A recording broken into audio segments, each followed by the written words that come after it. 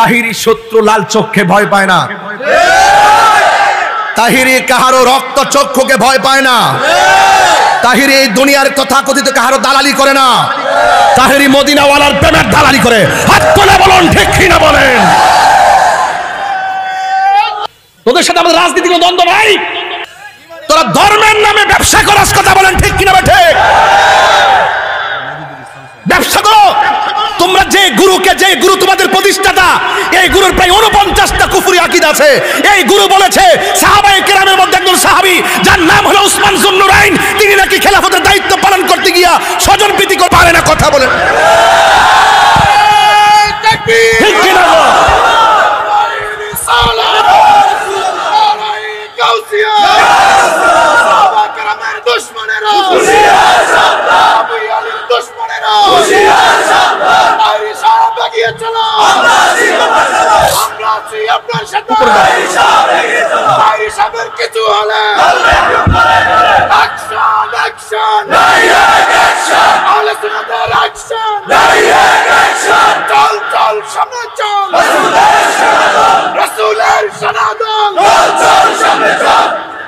আল্লাহু আকবার বলেন। সুন্নিরা কি দুই না এক? বড় করে কলিজা ঠান্ডা করে দেন। দুই না এক? এই সময় বার্তা দিতে চাই, এই বাংলাদেশে কোরআনের সিদ্ধান্ত রন্ধ্রে রন্ধ্রে ঘরে ঘরে সংসদ পর্যন্ত কোরআনের আইনকে যদি কথা বলতে হয়, কোরআনের আইন যদি প্রণয়ন করতে হয়, একমাত্র একটা গোষ্ঠীর কাছ থেকে কোরআনের আইন প্রণয়ন করতে হবে। সেই গোষ্ঠীর নাম হলো আহলুস সুন্নাত ওয়াল জামাত, কথা বলেন ঠিক কিনা?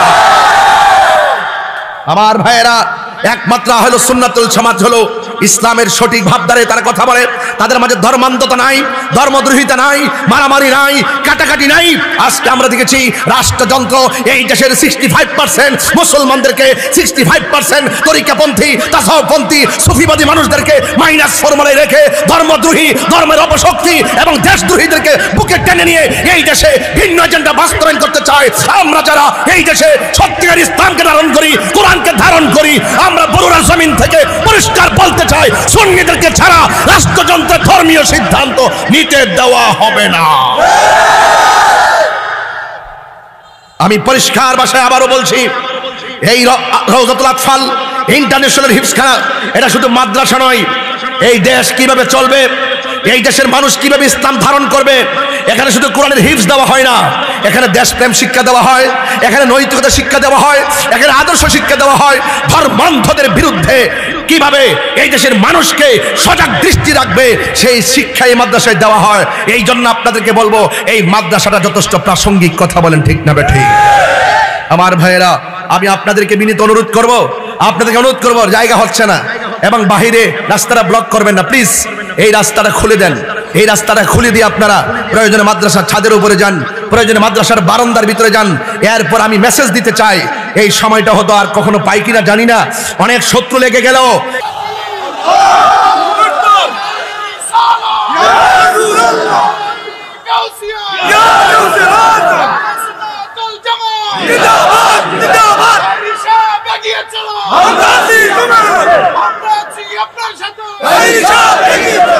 ডাক দিলে কি মাঠে পাবো? হাত তুলে বলতে হবে, হাত তুলে বলতে হবে। একটা হাত নিচে লাগিয়ে নামিয়ে রাখা যাবে না। ডাক দিলে কি মাঠে পাওয়া যাবে? ময়দানে কি পাওয়া যাবে? ধর্মান্ধদের বিরুদ্ধে রুখে দাঁড়াতে কি মাঠে পাওয়া যাবে? দেশদ্রোহীদের বিরুদ্ধে কখনো যদি ডাক দেওয়া হয়, দেশপ্রেম নিয়ে কি মাঠে নামা যাবে?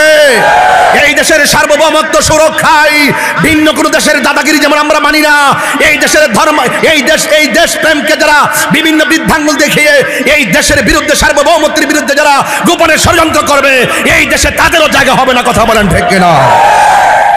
এই মাদ্রাসা আমাদের জন্য খুব প্রাসঙ্গিক। এই জন্য আমি বন্ধু, আমার নবী, আপনার নবী বলেন, মানুষের মধ্যে সর্বোত্তম হলো ওই ব্যক্তি যে নিজে কোরআন শিখে এবং অপরকে শিক্ষা দেয়। এই জন্য যারা কোরআন পড়বে, কোরআন তার পিছনে থেকে থেকে তাকে জান্নাতের দিকে নিয়ে যাবে, আর যে কোরআন থেকে বিমুখ হয়ে যাবে সে জাহান্নামের দিকে ধাবিত হয়ে যাবে। এই জন্য আমার যুবক ভাইয়েরা, আমার নবী, আপনার নবী বলেন, কবরের মধ্যে মানুষ যখন যাওয়া হয় সেই দিন কেউ কারো কোনো উপকার করবে না। ডানে মাটি, বামে মাটি, সামনে মাটি, পিছনে মাটি। ওই কবরের ভিতরে মানুষ যখন একা একা পড়ে যাবে, হঠাৎ করে দেখবে তার ডান পাশ দিয়ে একটা বাতি জ্বলতেছে, নূরের বাতি। জিজ্ঞেস করবে তুমি কে?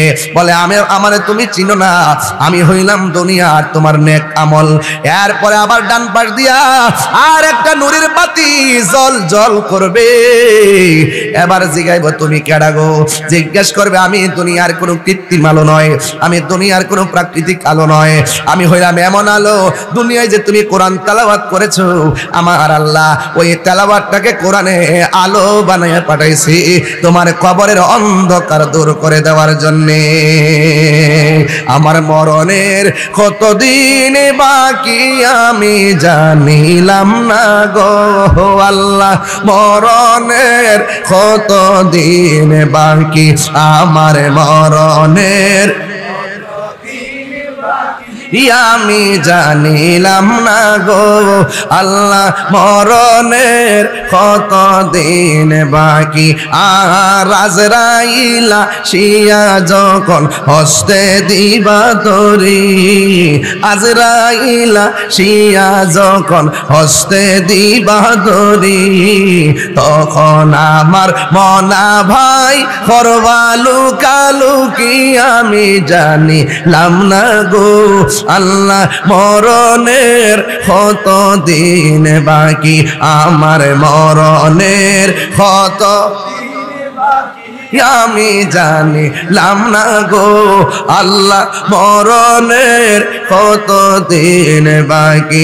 আর 40 দিনের আগে বাইরে মৌতের নিশানি, 40 দিনের আগে ভাইরে মৌতের নিশানি। যেই জায়গা যার মরণ লেখা সেই জায়গা সে মরে আমি জানিলাম না গো আল্লাহ, মরণের কতদিন বাকি আমার মরণের কতদিন বাকি আমি জানিলাম না গো আল্লাহ, মরণের কতদিন বাকি আমার মরণের কতদিন বাকি আমি জানিলাম না গো আল্লাহ, মরণের কতদিন বাকি। একটা জবান বন্ধ রাখবেন না, মহব্বতে মায়ার সুরে বলো সুবহানাল্লাহ। বন্ধু, সৎ সঙ্গে স্বর্গবাস, অসৎ সঙ্গে সর্বনাশ। এখনো সময় আছে, যুগটা বেশি ভালো না। ছোট বাচ্চা কাচ্চা মোবাইলের প্রতি আসক্ত হয়ে গেছি, ঘরের মধ্যে মোবাইল না দিলে ভাত খায় না। রাতের বেলা ঘুমের সময় সারা রাত মোবাইল টিপা টিপা সকালবেলা বাচ্চা ঘুম যায়, সকালবেলা স্কুল প্রতিষ্ঠানে যাইতে মন চায় না। এই জন্য আপনার সন্তানকে সময় মতো কোরআনের মাদ্রাসা ঢুকাইয়া দেন। এরা চোখের মধ্যে মোবাইল দেখতে দেখতে চোখের পাওয়ার নষ্ট করবে না, বরং মাদ্রাসায় ভর্তি হয়ে গেলে কোরআনের চেহারার দিকে তাকাইয়া তাকাইয়া তাদের চোখের মধ্যে হেদায়েতের নূর দান করবেন একজন। জবান খুলে বলেন তিনি কে? আরো আওয়াজ করে বলেন তিনি কে? ও বন্ধুরি, কোরআন যখন তেলাওয়াত করবেন ওই চোখের মধ্যে নূর এসে যাবে। তাই তো একজন আল্লাহর ওলি এক বাড়ির মধ্যে গেল, যাওয়ার পরে দেখে একটা মহিলা ঘরের ভিতরে কোরআন তেলাওয়াত করতেছে, ঘরের দরজাটা ভিতর দিয়া লাগানো। এবার বাহিরে লোকটা ডাক দিয়া কয়, মা আপনি ঘরে কোরআন পড়েন, একটু অনুমতি দেন, আমার জামাটা পাখি ময়লা করে পরিষ্কার করে দিয়েছি, আপনার কোপের পানি দিয়া আমার জামাটারে আমি পরিষ্কার করব। মহিলা কোনো কথা কয় না, একবার দুইবার তিনবার কথা বলার পরে মহিলা কোনো কথা কয় না। এরপরে বাহির থেকে আল্লাহর ওলি ডাক দিয়ে কয়, মা আমার কাপড়টা নষ্ট হয়ে গেছে, একটা বার অনুমতি দেন, আপনার কূপের থেকে পানি তুইলে আমার জামাটা পরিষ্কার করব। ওই মুহূর্তে ওই মহিলা ভিতর দিকে ডাক দিয়ে কয়, হে আপনি আল্লাহর বান্দা, আমার বাড়িতে পানি আছে কিন্তু আমি তোমাকে পানি দিতে পারবো না। এই কথা বলার পরে বাহির থেকে আল্লাহর ওলি ডাক দিয়ে কয়, হে মা কোরআন শরীফ পড়তেছেন, আপনার ভিতরটা তো দিলটা নরম হওয়ার কথা, কিন্তু আপনি আমাকে পানি থাকা সত্ত্বেও আমাকে পানি দিলেন না। একটা কথা মনে রাখবেন, জীবে যে দয়া করে না আল্লাহ তারে দয়া করে না। তুমি যদি মানুষকে রহম করো আল্লাহ তোমাকে রহম করবো। একটা মানুষ তোমার দরবারে সায়েল হয়ে আসলো, কিন্তু তুমি তাকে কি বললা? তোমার বাড়িতে পানি থাকা সত্ত্বেও আমাকে পানি দিলা না। এ মহিলা, এতক্ষণ তোমাকে মা বলেছি, এখন আমার বলতে হয় তুমি কেমন কেমন মানুষ? বাড়িতে পানি থই আমার পানি দিলা না। আমিও বইলা দিয়া যায়, আমি একটা কথা বইলা দিয়া যায়, এমন কোরআন পড়লে কোনো লাভ হবে না। এই কথা বলার পর মহিলা ডাক দিয়ে কো, আল্লাহর বান্দা কারে জারি মারো, আমারে জারি মারো না। অনেক দূরে পাখি তোমার জামাটা পরিষ্কার করে দিছে, পাখির একটু তাকাইয়া অ্যাকশন নিয়ে আইছো, জারি দিয়ে আইছো, পাখিটারে বেলায়েতের পাওয়ার দিয়া জ্বালায়া দিয়ে আইছো। আমি কিন্তু পাখি না যে তুমি আমাকে জ্বালায়া দিবা। এবার বাহির দিকে আল্লাহর ওলি কর, এটা কেমন মহিলা রে? আমার এই ঘর থেকে অনেক দূর পর্যন্ত ছিল ওই পাখির সাথে আমার কাহিনী, কিন্তু মহিলা ঘরের দরজা লাগাইয়া কেমন করে এত দূরের কাহিনীটা দেখলো। এবার ওই লোকটা কয়, মা আমার আর পানি লাগবে না, আমার আর পানি লাগবে না। ও মা একবার বলো না, দরজা লাগাইয়া জানালা লাগাইয়া ঘরের ভিতর থেকে এত দূরের কাহিনী তুমি কেমন করে দেখেছো? চিৎকার মেরে কি আল্লাহু আকবার বলা যাবে না? প্রাণ দয়ালেরি